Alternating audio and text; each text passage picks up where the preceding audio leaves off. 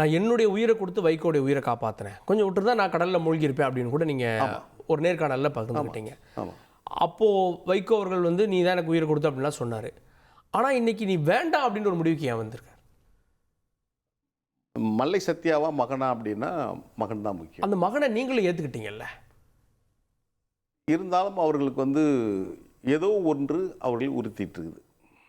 ஏதோ ஒன்று அவங்களுக்கு உறுத்துது. உளவியல் ரீதியாக நம்ம பார்க்க போனால் நாளைக்கு மல்லை சத்யா இங்கே இருந்தால் குடைச்சல் கொடுப்பாரு. எதோ ஒரு நாள் நடந்து அவங்க நினச்சிருக்கலாம் ஒரு வேளை. ஏன்னா இப்போ நான் போகும்போது நீங்கள் பார்த்தீங்கன்னா பாவம் அந்த ஏழை எளிய தொண்டர்கள் அவருடைய சுகதுக்கத்தில் நான் பங்கேற்றிருக்கிறேன். ஓடியாந்து கை கொடுப்பாங்க, புகைப்படம் எடுப்பாங்க, நான் பேசும்போது விசில் அடிப்பாங்க, கை தட்டுவாங்க. இதெல்லாம் வந்து சில நேரத்தில் சிலரால் ஏற்றுக்கொள்ள முடியாது. அது ஒரு அருவருப்பாக பார்ப்பாங்க. நீங்கள் இப்போ எங்கள் மாநாட்டு இப்போ இதெல்லாம் எடுத்து பாருங்கள். மாநாட்டில் என் பேர் சொன்னத உடனே ஆர்ப்பரித்து நின்றுவாங்க, கட்சி கை எழுத்து கையெல்லாம் தட்டுவாங்க. தலைவரே பல்லடம் மாநாட்டில் நான் பேசும்போது அவரே கண்ணீர் விட்டு எழுந்திருக்கிறாரு. ஒரு சோதனையான காலகட்டத்தில் நான் பேசின பேச்சுக்கிறதெல்லாம். அப்போது இதெல்லாம் வந்து பார்க்கும்போது தலைவருக்கு இருக்குதோ அல்லது துரைகை அவர்களுக்கு இருக்குதோ, ஆனால் தவறான ஒரு ப்ரொஜெக்ஷனு, தவறான செய்திகளுக்கு முன்னெடுத்து செல்கிற அவங்க வந்து இதை அப்படியே போட்டு கொடுத்து ஏதோ ஒரு விரிசலை உருவாக்கிட்டே வராங்க. இதுதான் உண்மை. அதை வைக்கவும் நம்புகிறார். ஒரு முறை சொன்னால் நம்ப மாட்டாங்க. தொடர்ந்து அதையே வலியுறுத்தி சொல்லிட்டு வரும்போது ஒரு வழி இல்லைன்ற நிலைமைக்கு தலைவர் தள்ளப்பட்டிருக்கலாம்னு நான் நினைக்கிறேன். இப்போ தொடர்ந்து நீங்கள் 4 வருஷமாக இந்த பிரச்சனை இருக்குது அப்படின்னு பார்க்குறீங்க. சாதிய ரீதியாக ஒரு பாகுபாடு இருக்கோ, அதுதான் இந்த மாதிரி மல்லை சத்யா புறக்கணிக்கப்படவோ இல்லை இந்த பிரச்சனைக்கோ காரணமோ? இல்லை, தலைவருடைய பார்வையில் நான் எப்போயுமே அது பார்த்ததில்லை. ஒரே ஒரு முறை இல்லை 300 ஆண்டுகள் ஆனாலும் பதவி கிடைக்காதுன்னு சொன்னாங்க அப்படின்லாம் சொன்னீங்க. ஆமாம், அந்த பதிவு போட்டிருக்காங்க. அந்த பதிவு இன்னும் நான் என்னுடைய முகநூலில் பின்னணி சாதியா ஆழமாக அழுத்தமாக தானே. அந்த கோணத்தில் நம்ம பார்த்தோம்னா 32 ஆண்டுகளில் இன்னும் 300 ஆண்டுகள் ஆனாலும் நீங்கள் எங்களுக்கு அடிமை தான் இருக்கணும்னா யாரோ ஒருத்தர் எழுதுறான் போது அது எப்படி அது நாம் பார்க்க முடியும்? ஒரு சமூக நீதி அதை துரை வைகோ ஏற்றுக்கிறாரா? அவங்க ஏற்கவில்லைன்னு சொல்லியிருந்தாங்கன்னா அப்படிப்பட்ட ஒரு பதிவு போட்டவங்கள உடனடியாக நீக்கி இருக்கணும். ஏன் நீக்கலை? இன்னவரில் அவர் இருக்கார்ல, பொதுக்குழுக்கு வந்தார்ல, இப்போ கடைசியாக நடந்த நிர்வாக குழுக்கு வந்து தாயத்தில் உட்காந்துருந்தார்ல. அப்போ துரை வைகோ ஒப்புதலோட நடந்திருக்குன்னு நினைக்கிறீங்க? அவருக்கு பிரியமானவர்கள் அவங்க, அதெல்லாம் அவங்க பண்ணுறாங்க. அப்படி நான் திராவிட இயக்கத்தோட தொடர்பில் தான் தொடர்ந்து இருப்பேன் அப்படின்னா அடுத்த திட்டம் என்ன? நான் இப்போ இந்த நிமிடம் வரையில் நான் மறுமலர்ச்சி திமுகவில் துணை பொதுச் செயலாளராக இருக்கிறேன். அவங்க அடுத்து என்ன பண்ண போகிறாங்கன்னு தெரியாது. இப்போ கூட அடுத்து உடனடியாகவே மாவட்ட செயலாளர் கூட்டத்தில் நான் கூட்டலாம், இல்லை மாவட்ட உடனடியாக நீக்குன்னு சொல்லிட்டு அந்த ஆர்ப்பரிப்பெல்லாம் பண்ணுவாங்க. அவங்க என்ன செய்ய போகிறாங்க பார்ப்போம். அவங்க என்ன பண்ணாலும் சரி, என்னுடைய பயணம், நான் திராவிட இயக்கத்தின் வழி வந்தவன். அயோத்திதாச பண்டிதர், டாக்டர் நடேசனார், சர்பிடி தியாகராயர், டிஎம் நாயர், பெரியார், அண்ணா, இந்த காலத்தில் அவர்கள் உயர்த்தி தந்த அந்த லட்சிய சுடர் தூக்கி செல்வதற்கு ஒரு இயக்கம், அந்த இயக்கத்தில் இருக்கிறது என்பது சிறப்பு. அவங்க என்னை தூக்கி போட்டாங்கன்னா அதுக்காக நான் வந்து அந்த சுடர் கீழே போட்டு போயிடுவோம்னா இல்லை. என்னுடைய பயணத்தை அது தூக்கி நானும் தனி மனிதனாக கூட நான் போய் சுற்றிட்டு போவேன். ஆனால் மல்லை சத்யா தனி மனிதன் தான். அவருக்கு ஒரு வார்டில் என்ன 1000 ஓட்டு கூட கிடைக்காதுன்னு துரை வைகோ சொல்கிறார். அதில் என்னென்னா அவரோட அறியாமை. பாவம், அவருக்காக நான் பரிதாபப்படுகிறேன். ஒரு நல்ல படிப்பால் MBA பட்டம் படித்தவர். இந்த அரசியலமைப்பில் இந்த உள்ளாட்சி இந்த ஆட்சி நிர்வாகங்களில் அவருக்கு இன்னும் கூடுதல் அனுபவம் வேணும்னு நினைக்கிறேன். பாராளுமன்றத்துடைய நிலைப்பாடு என்பது வேறு, சட்டமன்றத்துடைய நிலைப்பாடு என்பது வேறு, உள்ளாட்சி மன்றத்துடைய நிலைப்பாடு என்பது வேறு. அதில் என்ன அப்படின்னா, நாடாளுமன்றத்திற்கு யார் வேணாலும் பிரதமராக வந்துடலாம், ஜனாதிபதியாக வந்துடலாம், சட்டமன்றத்துக்கு அப்படி வந்துடலாம். உள்ளாட்சி மன்றத்தை பொறுத்தவரையிலும் நீ எந்த வார்டில் நிற்கிறியோ அந்த வார்டில் செத்தா உடனடியாக மீஸ் அடிக்கிற பங்காளிங்க இருப்பாங்கள்ல, அவங்க தான் வரணுன்றது தான் விதி. அதுதான் அங்கே நிற்கும். அடுத்து தான் சார்ந்த சாதி நிற்கும். இதை இப்படியே வச்சுக்கிட்டோம்னா அந்த உள்ளாட்சி மன்ற தேர்தலில் நான் ஒரு ஓட்டில், அதுக்கு முன்னாடி நான் மாமல்லபுரத்துடைய பேரூராட்சி மன்ற தலைவராக இருந்து தமிழ்நாட்டின் சிறந்த பேரூராட்சி மன்ற தலைவராக திமுக ஆட்சியால் அறிவிக்கப்பட்டவன் நான்.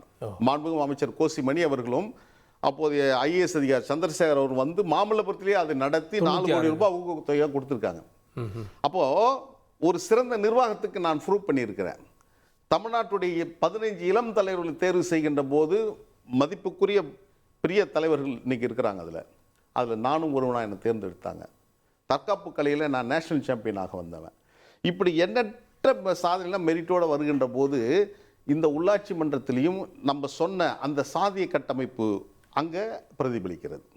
இப்போ நான் இருக்கிற பகுதியில் இப்போ எங்கள் மனைவி கவுன்சிலராக இருக்காங்க, ஒரு சகோதரர் சுயேட்சைன்னு அவரும் ஜெயிச்சிருக்கார். நாங்கள் இருக்கிற பகுதியில் 2 பேர். அப்போது நான் நின்ன பகுதி வந்து வேறு ஒரு பகுதி. நான் சொன்ன அந்த சமூக பார்வை அங்கே ரிஃப்ளெக்ட் ஆச்சு. அதில் ஒரு ஓட்டில் அவர் ஜெயிக்கிறார். அப்படின்னு சொன்னால் எனக்கு மக்கள் செல்வாக்கு இல்லை, நான் மக்கள் விரோதின்னு நீங்கள் கணக்கில் கொண்டீங்கன்னா, எங்கள் அன்பு தலைவர் வைகோ ஒரு விளாத்திக்குளம் தேர்தலில் நின்னார். அவர் தோத்தார். அப்படின்னா அவர் நான் மக்கள் செல்வாக்கு இல்லாதவரா? ஒரு மக்கள் விரோத செயல்கள் ஈடுபடுறாரா? நாடாளுமன்றத்தில் எம்பி விருதுநகர் தொகுதியில் இருந்தவர், சிவகாசி தொகுதியில் மீண்டும் அதே தொகுதியில் தோற்கிறார். அப்படின்னா அவர் என்ன செல்வாக்கு இல்லாதவரா? அதே போல் கலிங்கப்பட்டியை உள்ளடக்கிய சங்கரங்கோயிலில் டெபாசிட் இழக்குது மதிமுக. அப்படின்னா மதிமுக செல்வாக்கு இருந்தால் மக்கள் விரோத போக்கு ஈடுபட்டிருக்குதா? இல்லை ஆண்டிப்பட்டியில் அவங்களோட நிறைய சமூக மக்கள் இருக்கிற ஒரு பகுதி, மதிமுகவுடைய ஒட்டுமொத்த மெஷினரியும் அங்கே போய் பணியாற்றணும். 7000 ஓட்டு தான் வாங்க முடியும். தலைவர் நிலை குலைஞ்சு போனார். என்ன அப்படி ஆகிப்போச்சு அப்படின்னாரு. அப்படின்னா மதிமுக எதிர்காலம் இல்லைன்னு நினைச்சோமா? ஆனால் இல்லை, அது ஒரு தேர்தல் காலம், அதற்கும் இதற்கும் சம்பந்தம் இல்லை. இல்லை, ஆனால் அவர் தேர்தல்களை வெற்றி பெற்றிருக்காரு, அவர் எம்பி அதெல்லாம் இருந்திருக்கார். ஆனால் மல்லை சத்யா கட்சி பொறுப்பை தாண்டி இவர் என்ன பெருசாக வெளியே தெரிகிறார்? நான் வந்து அரசியல் வருவதற்கு முன்பாக நான் 2 உணவு வச்சுருந்தேன். மாமல்லபுரம் கடற்கரையில் தேனிருவின் ஒரு உணவகம், கெனாரின்னு ஒரு உணவகம், எங்கள் அம்மா நாகம்மா பேரில் வந்து நாகம்மை கைவினை ஆரம்பிச்சிருந்தேன். போதி தர்மர் உளவிய பூமி நான் இருக்கிற பகுதி மாமல்லபுரம். தற்காப்பு கலையில் நான் வந்து இருக்கிறேன். மறுமலை திமுகவுக்கு வருவதற்கு முன்பாக நான் இந்தியா முழுவதும் மேடைகள் ஏறியவன், பேசுறதுக்கு இல்லை, சண்டை போடுவதற்கு. இன்னைக்கு உலகம் முழுவதும் அதற்காக நான் போயிட்டு வரேன். தற்காப்பு கலைக்காக பயிற்சி அளிப்பதற்கு, பரிசு கொடுப்பதற்கு, இன்னும் அந்த தற்காப்பு நுணுக்கங்களை கற்றுக் கொடுப்பதற்கு, கற்றுக்கொள்வதற்கும் நான் போயிட்டு இருக்கிறேன். எனக்கான அடையாளம் தமிழ்நாட்டில் இருக்கு, இல்லைன்னா அவங்க மறுத்த. ஆனால் மறுமலை திமுக எனக்கு ஒரு பெரிய முகவரியை கொடுத்தது. 32 ஆண்டு கால அந்த அரசியல் பயணத்தில் தலைவர் வைகோ தான் அதற்கு சொல்றாரு. மதிமுக அவருக்கு பெயரை கொடுத்தது, மதிமுகவால் அவர் பலனடைந்தார்னு. நீங்க மதிமுகவுக்கு என்ன கொடுத்தீங்க? 32 ஆண்டு காலம் என்னுடைய வசந்தத்தை தொழுத்திருக்கேங்க. போய் மதிமுக தொண்டரை கேளுங்க, நான் என்ன செஞ்சுருக்கிறேன்னு அவங்க சொல்லுவாங்க. ஏன்னா இப்போ நான் வந்திருக்கிறார், இப்போ 4 ஆண்டுகள் வந்தவர் அவருக்கு தெரியாது. ஆனால் மதிமுக தொண்டர்களுக்கு தெரியும் நான் என்ன எப்பேற்பட்டவன், என்ன பணியாற்றேன்னு அவங்களுக்கு தெரியும், நாட்டு மக்களுக்கு தெரியும். எவ்வளோ போராட்டங்கள் நான் பங்கேற்றேன்னு தெரியும். தலைவர் பங்கேற்க முடியாத போராட்டங்கள் நான் தான் பங்கேற்றிருக்கிறேன். முல்லை பெரியார் போராட்டம்னா பங்கேற்று அந்த ஃபிலிம் பெட்டியை தூக்கின்னு வந்தவங்க நாங்கள். வெறும் 23 பேர் தான் போனோம். காவல்துறை முற்றுகை முறியடித்து நாங்கள் போகும்போதே சொல்கிறோம், இது போல் காவல்துறை எங்களை மையப்படுத்துவாங்க, யார் போய் பெட்டி தூக்கணுன்ற கூட சொல்கிறோம். மணிமாறன், அன்னை டேவிட், மல்லிகா தயாளன், ஆனந்தி, கௌசல்யரை இவங்க தான் போய் பெட்டி தூக்கிட்டு வரணுன்றாங்க. நாங்கள் காவல்துறை திசை திருப்பி தேட்டரை அடித்து உடைச்சி பெட்டி எடுத்து வந்ததுக்கப்புறம் அந்த பெட்டி சுருள் ஓட விட்டதோடு இல்லை, முல்லை பெரியாறில் வெற்றி விழா மதுரையில் நடந்து தலைவர் வைகோ அவர்களுக்கு தங்கவாள் கொடுத்த போது, அந்த பூமிநாதன் தங்கவாள் கொடுத்த போது, இந்த மாலை, இந்த ஃபிலிம் ரோல் இருக்குல்ல, ஃபிலிம் டேம் 999, அதை எடுத்து போய் தலைவருக்கு போட்டேன். ராஜபக்ஷே திருப்பதிக்கு வரான், திருப்பதிக்கு வர ராஜபக்ஷே கருப்பு கொடி காட்டணும். 2014 டிசம்பர் 9 மிட் நைட் அங்கே போகிறோம். 10 உலக மனித உரிமை நாள். அந்த நாளில் விடிகாலில் 3 மணிக்கு ஜீவன் அவர்கள், தெண்டல் நிசார் அவர்கள் உள்ளேருந்து ராஜபக்ஷோடைய நகர்வுகளை எங்களுக்கு சொல்கிறாங்க. கரெக்டாக 3:30 மணிக்கு அவன் வருகின்ற போது அந்த கொடிமரத்தை மறித்து கருப்பு கொடி காட்டுறோம். டெல்லியில் இல்லை திருப்பதி திருமலை. ஓகே.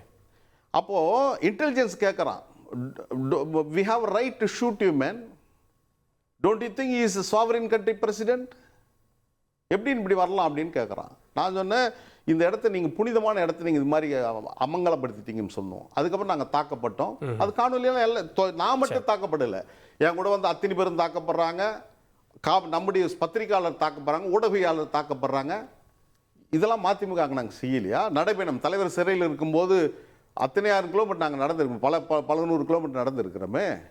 எந்த போராட்டத்தை விட்டுருக்குறோம்? எவ்வளோ 32 வழக்குகள். மாண்புமிகு தமிழ்நாடு முதலமைச்சர் தளபதி அவர்கள் வந்ததுக்கப்புறம் எல்லாம் அந்த போராட்ட வழக்கு ரத்து பண்ணுகின்ற போது 25 வழக்குகள் ரத்தாச்சு. ஆனால் 7 வழக்குகள் எஃப்ஐஆர் போட்டு நீதிமன்றத்தில் இருந்து ரத்தாக முடியல. என்னுடைய பாஸ்போர்ட் முடக்கப்பட்டுச்சு, என்னால் வெளிநாடு போக முடியல.